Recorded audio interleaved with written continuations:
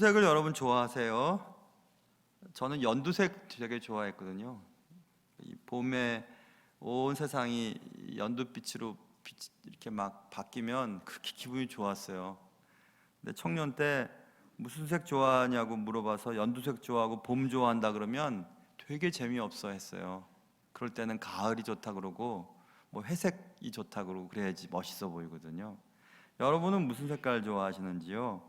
색은 사람을 멈칫하게 만드는 그런 기능도 있어요. 빨간색 같은 거 보면은 사람이 멈칫하잖아요. 거기 가면 안 될 것 같고, 만지면 안 될 것 같고. 파란색을 만나면 어딘지 모르는 먼 곳으로 빠져드는 것처럼 느껴지고, 초록을 만나면 편안해지고, 분홍을 만나면 아늑해진다. 뭐 이런 얘기들을 써놓은 책이 있어요. 김융희 교수가 지은 빨강이라고 하는 책입니다. 조금 전에 목사님이 홀로비치를 쇼스타코비치라 그랬으니까 혹시 김융희 교수가 지은 책이 빨강이 아니라 푸름 아닐까 이렇게 생각하시는 분이 계세요. 이건 맞아요. 빨강이라고 하는 책이에요. 빨강에 보면 그런 색에 대한 얘기가 쭉 나오는데 갑자기 이 본문을 읽다가 그 생각이 났어요. 만약에 진리가 있다면, 우리가 진리를 추구하며 사는데 진리가 있다면 진리는 어떤 색일까? 이런 생각을 갑자기 해보게 됐어요. 그래서 제목을 진리의 색깔이라고 제목을 달아놓고 본문을 읽다가 그런 제목이 떠올랐습니다. 그래서 여러분은 진리가 어떤 색깔이라고 생각하세요?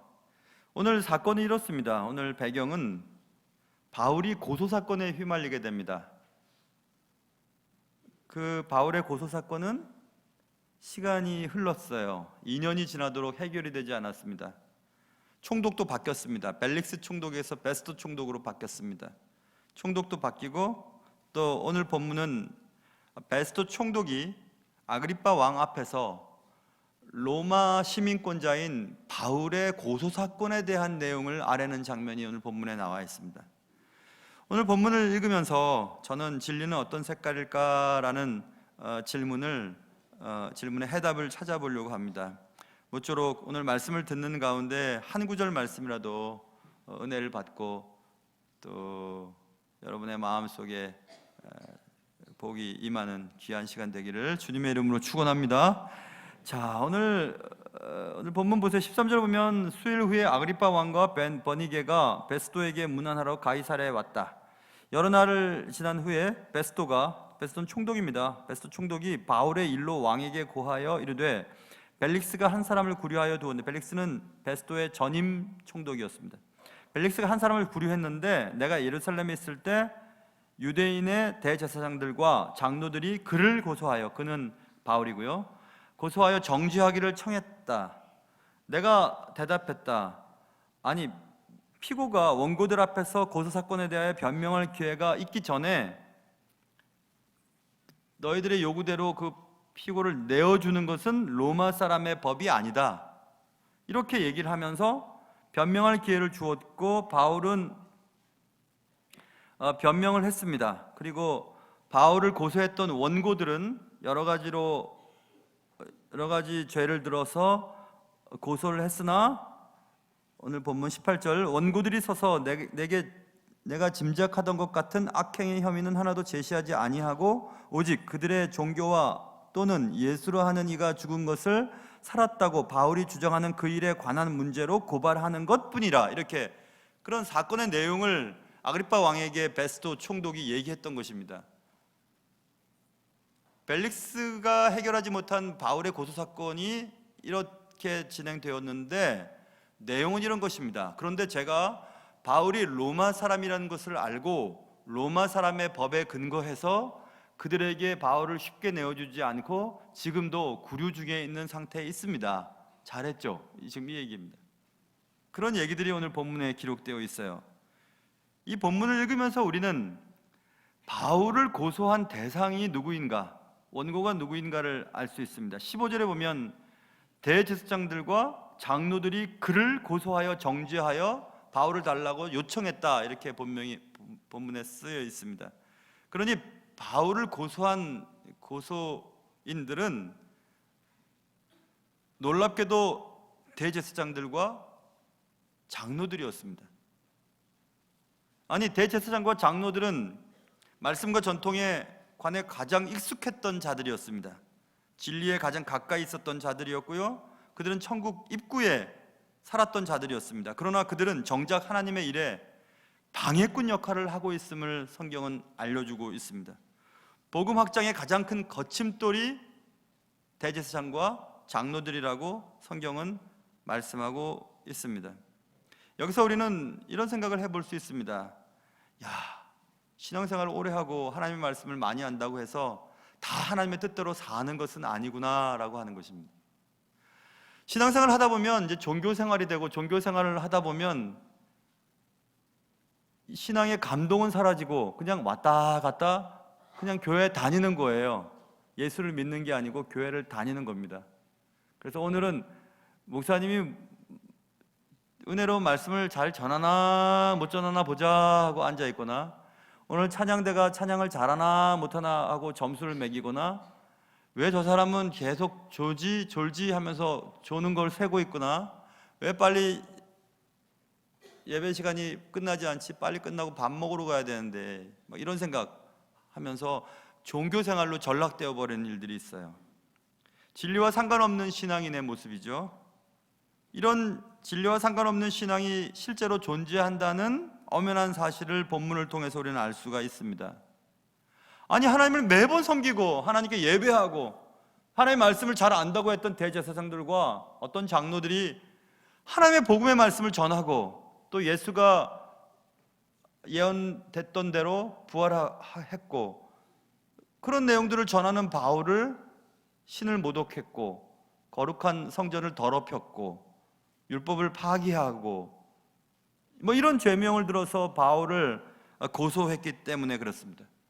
끊임없이 바울을 고소하고 바울을 죽이려고 했습니다. 야, 이럴 수가 있을까? 아니, 일반적인 사람이나 이방인이라면 그럴 수 있겠지만 어떻게 대제사장과 장로들이 그럴 수 있을까? 교회가 거의 거대화되면서부터 교회에 그런 모습들이 있습니다. 교회에 계급이 들어오고, 그리고 교회 찬양대나 뭐 성가대 이런 것들이 자꾸 수준이 높아지면서 전문인들이 거기에 들어가 있고, 예배의 중심을 갖기보다는 찬양을, 노래를 아주 잘함으로 사람들에게 칭찬을 받고, 사람들의 감정의 곡선에 정확하게 포인트를 주어서 설교하고, 웃겼다 울렸다 하면서 후련하게 만들고, 진리와는 멀어진 채 종교생활을 하게 만드는 일들이 있을 수 있다는 것입니다. 목사도 마찬가지인 것 같아요. 저도 이제 내후년 2023년이 되면 30년째 사역자의 길을 더 들어갔는데요, 조금만 마음을 놓아버리면 그냥 설교하고 목회하고 그런 사람으로 바뀔 수 있다는 사실을 저는 매번 느끼며 살아갑니다. 대제사장과 장로들은 거룩한 일을 하고 있었습니다. 그러나 거룩한 일에 종사한다고 해서 거룩하지 않은 자가 저절로 거룩하게 되는 법은 없습니다. 진리에 가까이 있었지만 진리를 깨닫지 못했던 대제사장과 장로들은 결국 하나님의 일에 방해하는 방해꾼으로 전락되었다는 것을 성경은 우리에게 알려주고 있습니다. 제가 자주 가끔씩 얘기 드린 단어가 있어요. 그것은 돌아가신 유진 피터슨 목사님이 그의 책과 설교에서 자주 거론하는 내용이에요. 단어예요. 그것은 seamless라고 하는 단어, 제가 여러 번, 한 두세 번 강조했던 것 같습니다. SEAM, seam은 동사로 쓰이면 꿰매다, 명사로 쓰이면 꿰맨 자국이니까 솔기 혹은 이음새 이런 뜻으로 번역이 됩니다. 거기에 부정 전미 LESS가 붙으면 솔기가 없음, 꿰맨 자국을 찾아볼 수 없음, 그래서 고른, 한결같은 이런 단어 뜻으로 번역이 되는 단어예요. 그 유진 피터슨 목사님이 그 단어를 쓸 때 두 개를 이어 붙였어요. 그게 seam이죠. 근데 이어 붙인 것이 티가 안 나요. seamless죠. 교회에서의 생활과 삶의 현장 속에서의 삶의 모습이 차이가 없어요. 교회에서의 내 모습과 집에서의 내 모습이 거의 똑같아요. 기도할 때 쓰는 거룩한 언어와 시장에서 쓰는 언어가 다름이 없어요. 하나님 앞에서 우리가 사용하는 이런 모습과 단어들과 일반 직장에서나 또 동료들과 지낼 때 흔히 쓰는 단어들이 별로 차이가 없어요. 그래야 된다는 거예요. 그런데 신앙, 교회에서의 모습과 직장에서의 모습이 너무 달라요. 그래서 어느 날 아니 대리님 교회 다니는 분이셨어요? 깜짝 놀라요. 그리고 속으로는 교회 다니는데 왜 저래? 이렇게 생각을 하거나, 아니 엄마는 교회 가서는 권사님이고 집사님이고 뭐 그런데 집에서는 왜 거짓말 쳐요? 왜 욕해요? 저 같으면 목사님 교회에서는 목사님인데 왜 집에서는 목사 아닌 것처럼 그래요? 만약에 그렇다면 우리는 간격이 벌어진 거죠. 그래서 두 개를 붙이긴 붙였는데 너무 티가 나는 거예요. 너무 티가. 그런 삶을 살아갈 수 있다는 겁니다. 우리가 예수를 믿는다고 하는데 교회 와서는 다 멋지잖아요, 여러분. 어느 하나 거짓말을 치거나 다른 사람 마음 아프게 하거나 뭐 그럴 분이 안 계시는 것 같이 보이는데 삶의 현장 속에서는 그렇게 살지 못할 때 이 음세가 너무 드러나는 겁니다. 너무 누가 봐도 붙인 게 티가 나는 거예요.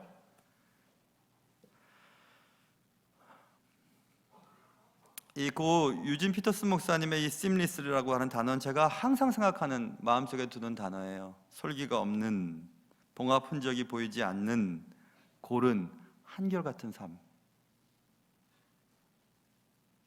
내 속에 무슨 생각을 하는지 드러나 보여도 전혀 부끄럽지가 않음. 누군가 대화를 할 때 말은 멋있게 하지만 속으로는 저 사람을 미워하고 정죄할 때에 내 모습이 만약에 화면에 비친다면 전혀 불편함이 없는, 나 혼자 있을 때 무슨 생각을 하고 어떤 행동을 하는지 녹화했다가 다른 사람 앞에 보여주어도 결코 창피하지 않음. 이런 것들, 이런 것들은 여러 시대에 많은 주님의 자녀들이 고민을 했던 부분입니다. 토마스 아퀴나스가 그의 책에서 행위는 존재를 뒤따른다라고 하는 유명한 말을 합니다. 존재가 이렇게 가는데요, 존재가 이렇게 움직이는데 날 따라오는 게 있어요. 그건 행위예요. 그건 뭐냐면 존재가 어떤 존재냐에 따라서 그렇게 행동을 한다는 것입니다. 다시 말하면 행위를 보면 그 존재가 어떤 존재인지 안다는 것이에요. 그래서 그가 말하는 것 들어보면, 그가 다른 사람들을 대하는 것을 보면 그 사람이 어떤 존재인지를 발견할 수 있다는 얘기예요. 속일 수 없어요. 우리는 진리를 안다고 얘기합니다. 하나님에 대해서 안다고 얘기해요. 그러나 아는 것과 삶의 차이가 너무 크므로 신앙인이 아니라 종교인으로 전락될 확률이 매우 높습니다. 매우 높아요. 대제사장들과 장로들이 어쩌다가 이 지경이 됐을까? 하나님의 복음, 예언된 복음의 말씀, 예수 그리스도의 탄생하심, 부활하심이 이미 예언된 것이고 하나님의 말씀대로 이미 예언된 것이 실천됐습니다. 실현됐어요.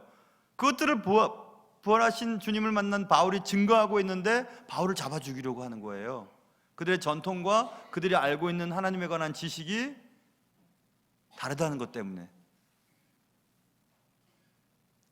아는 것과 사는 것의 차이가 크면 클수록 우리는 하나님의 일을 한다고 하지만 사실은 하나님의 일에 방해하는 일을 할 때가 참으로 많습니다.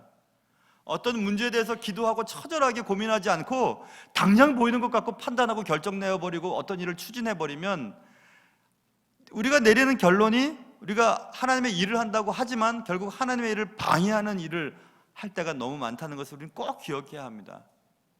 그렇지 않으면 오늘 본문에 있는 것처럼 대제사장들과 장로들이 바울을 고소하여 정죄하고 그를 잡아 죽이려고 그를 내어달라고 청하는 일들이 일어나기 때문에 그렇습니다. 구데일 목사라고 하는 분이 거룩한 몸부림이라고 하는 책에서 영성에 대한 얘기를 했습니다.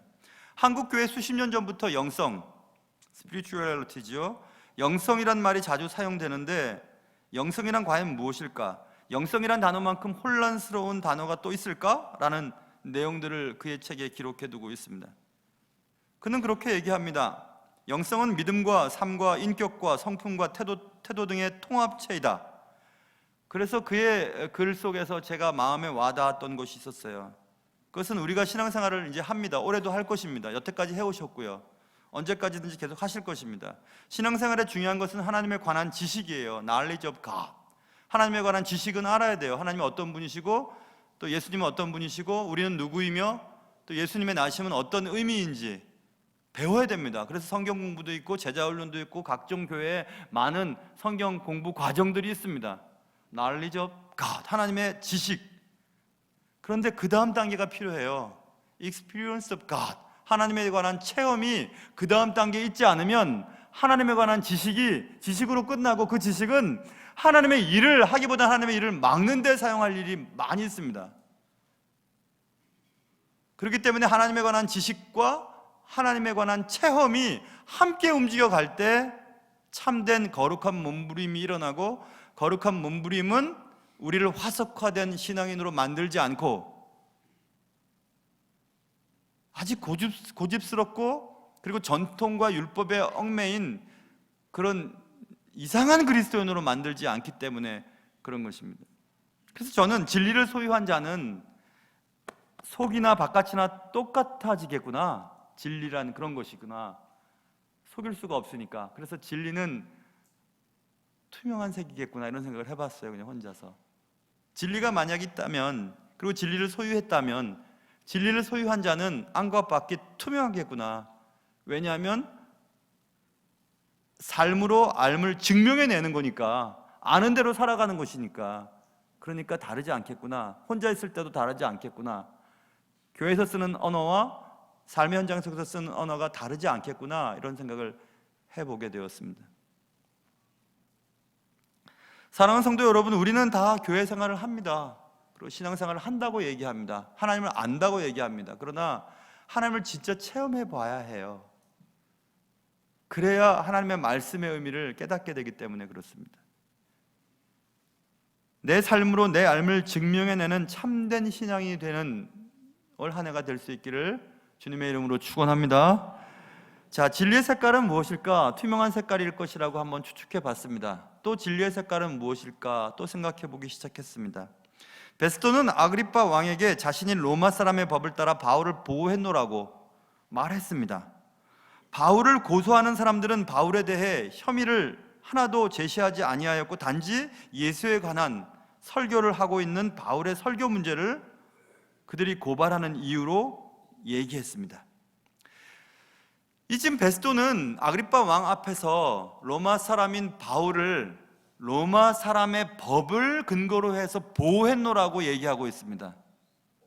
자, 제가 법은 잘 모릅니다. 정말 모릅니다. 그러나 법은 어떤 공동체와 사회를 유지하기 위해 최소한의 어떤 규칙이나 바운더리를 제공해 주는 것이라는 것쯤은 알고 있습니다. 그런데 사람이 만든 법은 많은 사람들에게 해를 끼치는 어떤 자를 잘라내는 것을 위주로 합니다. 그러내야 다른 사람들이 다수의 행복을 추구하니까. 물론 그런 법의 기준과 또 적용도 나라에 따라서 많이 훼손되고 왜곡되기도 합니다. 요즘 우리 이 시대를 살고 있는 우리나라도 법이 정말 공정한가, 검찰과 사법은 개혁되어야 될 대상이 아닌가라는 얘기들이 많이 오고 갑니다. 어찌됐든지 저는 잘 알지 못하니까. 그럼에도 불구하고 사람의 법은 많은 사람들을 살리기 위해 하나 정도는 잘라내도 괜찮다고 여깁니다. 그런데 사랑의 법, 하나님의 법, 하늘의 법은 아니에요. 한 영혼을 천하보다도 귀하게 여기는 것이 하나님의 법이거든요. 그래서 하늘의 법, 하나님의 법, 사랑의 법은 한 영혼을 살리기 위해서라면 99마리의 양도 내버려 둘 정도의 그런 것이 하나님의 법입니다. 하나님의 법을 믿는 사람들을 하나님의 자녀들이라고 해요. 하나님의 일에 제일 가까운 일을 했던 사람들을 대제사장들과 장로들이었어요. 여기 본문에서는. 근데 그들이 하나님의 법은커녕 사람의 법도 쫓지 않고 로마 사람의 법도 상관없이 달라는 겁니다. 이게 어떻게 된 일이죠? 하나님의 사람들이 하나님의 법이 사람의 법보다 포괄적으로 포용할 수 있는 아주 크고 놀라운 법이어야 되는데, 최소한 사람의 법의 기준으로도 혐의가 없음에도 고소하고 고발하여서 바울을 제거해버리려고 하는, 사람의 법조차도 준수하지 않으려고 하는 그래서 내가 로마의 사람의 법을 따라 바울을 보호했습니다 라고 아그리파 왕에게 베스토가 얘기하는 것입니다. 1부 예배 때 그리고 2부 예배 때도 이렇게 막 얘기를 하니까 너무 어려운 얘기를 하는지 무슨 말인지 못 알아들으시는 분이 계셔서 3부 예배 때는 그래도 안 그러네요. 눈을 막 탁 뜨시고 잘 들으시는데, 그래서 3부 예배 때는 재미난 얘기를 하나 해야 되겠다 생각이 들었어요. 제가 자란 교회에서 금요 기도회, 그때는 금요 철야 예배였잖아요. 철야 예배 때 뭐 이미 예전에 돌아가신 우리 원로 목사님 이광수 목사님이라고 북한 분 계세요. 뭐 그냥 북한말 쓰시는 아주 그냥. 근데 그 이광수 목사님이 막 금요 기도회 때 설교를 하는데 우리 교회 이런 일이 있었다고 하면서 빨갱이 사건에 대한 얘기를 했습니다. 제가 새벽 예배 때 한번 얘기했던 것 같아요. 빨갱이 신고가 들어가가지고요, 금요 기도회 하는 날 막 간첩 잡으러 막 경찰들이 막 들이닥쳤었대요. 그 얘기를 하시더라고요, 금요 기도회 때. 뭔가 했더니 어떤 동네에 정신이 왔다 갔다 하는 미친 여자분이 112에 신고를 했대요. 지금 빨갱이들이 모여서 지금 집회를 하고 있다고.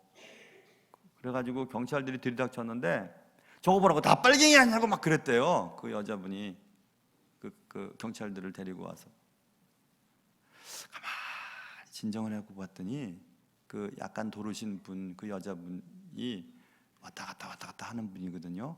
근데 그분이 볼 때는 예수 믿는 사람들이 다 빨갛게 보이는 거예요. 다. 그러니까 빨갱이들이 있다 그런 거예요. 여러분 안 무서워요?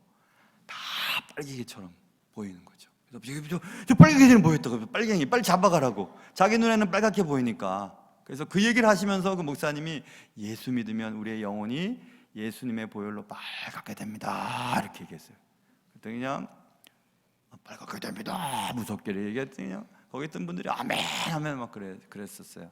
저도 그때 나도 예수님 때문에 내 영혼이 빨갛게 됐겠지, 예수님의 피가 나를 빨갛게 만들어 줬겠지, 이런 생각을 했어요. 안 무서우세요? 난 되게 무섭던데 그거. 근데 빨갛다는 얘기를 하면서 예수님의 피가 우리의 영혼을 어쨌든 변화시키겠죠. 구원받은 자라고. 저는 예수님의 피 빨갱이보다 제 마음속에 생각난 것은 예수님의 희생이 내 영혼에 각인되어 있겠구나라는 생각했어요. 그러니까 예수님을 진짜 믿으면 어떻게 변하냐 하면요, 다른 사람을 위해 희생하는 일을 좀 더 쉽게 할 수 있게 돼요. 예수 믿게 되면.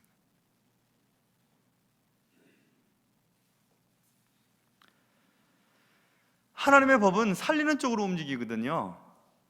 하나님을 진짜 믿으면 한 사람을 살리기 위해서 많은 애를 씁니다. 희생하고 또 내가 아파도 덮어주고 내가 참지, 내가 인내하지 하고 넘어가요. 그러나 사람의 법을 쫓는 자는 내가 불편하니까 사람을 제거해야 돼요. 상대방을 제거해야 돼요. 그래서 하나님을 믿는 사람은, 예수를 믿는 사람은 내가 피를 덮었습니다. 내가 희생을 해요. 그리고 예수님과 관계없는 삶을 살아가는 사람은 다른 사람의 피를 보게 됩니다. 사랑의 법은, 하나님의 법은, 하나님이 사랑하는 사람들의 삶은 항상 희생을 전제로 하여 진행됩니다. 타인을 위해 피를 흘리게 하죠. 그래서 저는 진리의 색깔은 붉은색이 아닐까 이런 생각을 나름대로 해봤습니다.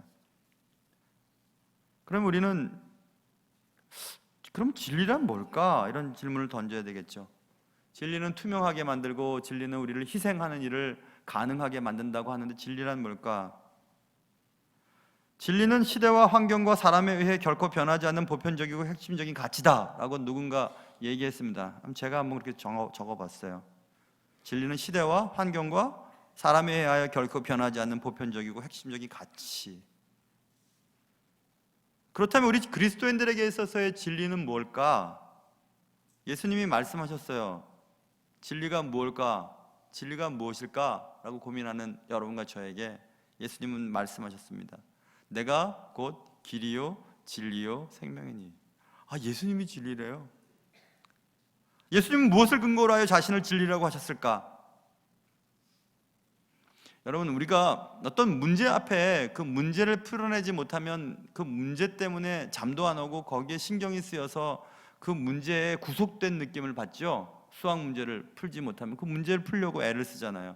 근데 그 문제를 풀 때 참 자유를 누리죠.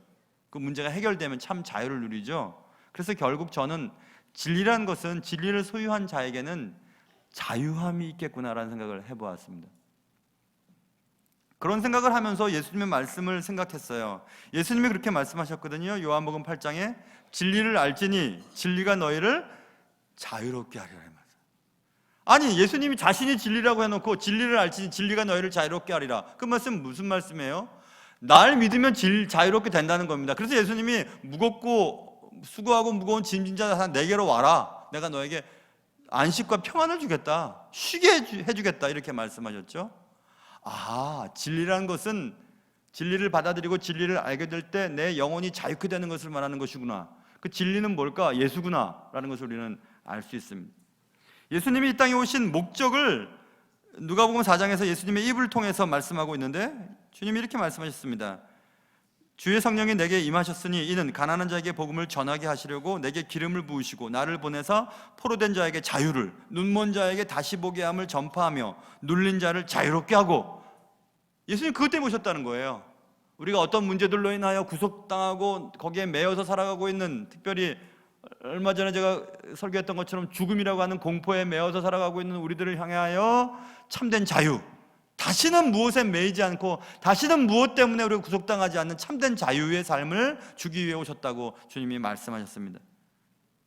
그것이 현실로 막 나타나는 것이 보이지 않는 자들이 보임으로 자유를 얻게 되고, 손이 마른 자가 펴지고 38년 된 병자가 누웠다가 일어나는 그런 현상들을 통해서 우리의 전 존재의 자유함이 선포되었음을 알려주시는 사건이었습니다. 아, 그렇구나. 그래서 예수를 믿으면 안과 밖이 똑같아지고 예수를 믿으면 내 영혼의 자유함을 누리게 되는구나 라는 결론을 얻게 되었습니다. 이상하죠? 저는 오늘 본문 읽으면서 진리란 어떤 색깔을 갖고 있을까라는 생각을 그냥 갑자기 하게 됐습니다. 그리고 과거에 읽었던, 아까 얘기했던 그 교수님, 김윤희 교수님의 빨강색이라는 책을 다시 한번 들여다보게 됐고요. 진리는 우리의 영혼을 깨끗하게 만듭니다. 안과 밖을 같게 만들고 삶과 삶을 일치시키고, 그래서 진리는 투명한 것 같아요. 또 진리는 우리의 영혼을 자유케 만듭니다. 진리이신 예수님이 우리를 올무에서 벗어나게 만들죠. 더 이상 무엇에 의하여 매어 살지 않게 만들어줍니다. 예수님이 주신 자유는 핏값으로 산 선물이었습니다. 그래서 진리는 붉은색인 것 같습니다. 진리가 무엇인가 우리는 고민하며 진리를 찾아서 인생을 살아갑니다. 사랑하는 성도 여러분, 그런데 질문에 대한 답은 의외로 간단해요. 진리가 무엇일까? 진리를 소유해야 자유를 누릴 수 있을 텐데, 진리가 뭘까? 진리는 예수예요. 예수를 믿어야 그때 비로소 우리의 삶이 자유로워지기 때문에 그렇습니다. 예수 안에 있으면 거짓은 사라집니다. 말하는 것이 속에 있는 것과 막 밖으로 드러나는 것이 똑같아져요. 계속 같아집니다. 교회에서의 모습과 삶의 현장 속에서의 모습이 점점 같아져요.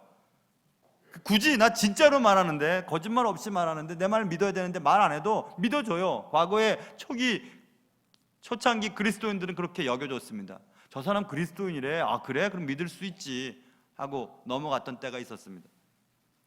요즘엔 그리스도인이래 그러면 말만 저렇게 하지 라고 바뀌었어요.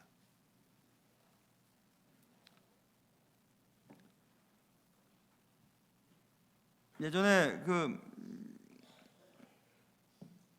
미국에 살았던 적이 있었어요. 있을 때 비자의 I-94 거류증 문제로 이민국에 갈 일이 있었다고 제가 언젠가 말씀드렸죠. 이민국에 가면 불법 체류자나 타 국민들, 저처럼 미국 내에서 이방인들은 이민국 가는 게 정말 싫습니다. 아침부터 줄을 서도 한참을 기다려야 하니까 말이에요. 그런데 그날은 뭔가 그렇게 자신감이 있었는지 다 밀치고 그냥 앞으로 가가지고 그 직원한테 얘기했습니다. I-94를 내가 애초에 미국 들어올 때 못 받았다라고 얘기했어요. 그러자 그분이 그럴 리가 없다고, 너 거짓말 친다고 나한테 얘기했습니다. 그래서 제가 왜 거짓말을 치겠냐고, 안 줬다고 니네들 나라에서, 그랬더니 그럴 리가 없다고 하면서 막 저를 막 몰아세우기 시작했어요. 히스패닉계 미국 분이셨어요. 여자분이신데 제가 그랬습니다. 도저히 안 되겠더라고요. 그래서 저 사실 목사입니다. 목사예요. 목사가 거짓말 하겠습니까? 이렇게 딱 얘기했어요. 그랬더니 그분이 목사님이시냐고, 물론 영어로 얘기합니다. 목사님이시냐고, 아이고 그러냐고, 그러면서 당장 해줬어요. 그냥 보통 변호사 사가지고 그걸 해결해야 되는데 당장 해줬어요. 제가 생각했어요. 오, 목사가 여기선 통하네 생각했어요. 그 정도 돼야 되지 않아요, 여러분? 예수 믿는 사람이면. 나 교회 다니는 사람입니다. 아 그래요? 아 그럼 뭐 조사해 볼 것도 없죠. 뭐 믿겠습니다. 아 교회 다니는 사람, 아 당신이랑 계약 맺겠습니다. 그 정도 돼야 되는데 그렇게 안 돼요. 왜 그럴까요? 말하는 것과 행동하는 것이 다르기 때문에 격차가 너무 심해요. 엄마, 교회에서는 엄마가 천사 같은데요, 집에만 오면은 악마 같아요. 목사님한테 대할 때는요, 아 천사같이 말하는데 목사님 없을 때 목사님한테 얘기하는 건 지옥 같아요, 막 악마 같아요, 뭐 이렇게 얘기해버리면 그건 아이들이요 이상해지기 시작합니다. 진리가 무엇입니까? 진리는 진실함인 것 같아요. 진리가 무엇입니까? 진리는 자유함인 것 같아요. 그 진실함과 자유함은 예수 그리스도께로부터 나오는 것이라는 생각을 해봤습니다. 진리는 투명하고 진리는 붉습니다. 사랑하는 성도 여러분, 여러분과 저에게 이왕이면 투명하게 살아가고 이왕이면 남을 위해 희생하며 살아갈 수 있는 투명하고 붉은 예수의 자녀들로 살아가는 은혜가 여러분과 저에게 있기를 주님의 이름으로 축원합니다. 하나님 아버지, 진리가 색깔이 있다면 무슨 색깔일까? 다 들여다 보이는 투명한 색깔은 아닐까? 혹은 우리를 위하여 흘리신 십자가의 철철 흘리는 보혈의 피, 빨간색은 아닐까? 우리가 예수를 믿고 진리를 안다고 하지만 아는 것과 사는 것이 너무 큰 차이가 벌어져서 사회도, 그리고 우리 자신도, 가정도, 내 친구들도 너 교회는 다닌다면서 근데 예수 믿는 것과 교회 다니는 것의 차이가 너무 크다라고 그런 모습을 보이진 않은지요. 사랑하는 주님, 더 겸손해지고 더 희생하며 더 진리에 가깝고 더 진실하며 더 희생하며 더 낮아지며 더 겸손한 삶을 살아갈 수 있도록 도와주시옵소서. 그러나 우리의 힘으로는 안 됩니다. 우리에게 은혜 주셔서, 우리를 불쌍히 여겨주셔서 그런 삶을 살아갈 수 있도록 도와주시옵소서. 예수님의 이름으로 기도합니다. 아멘.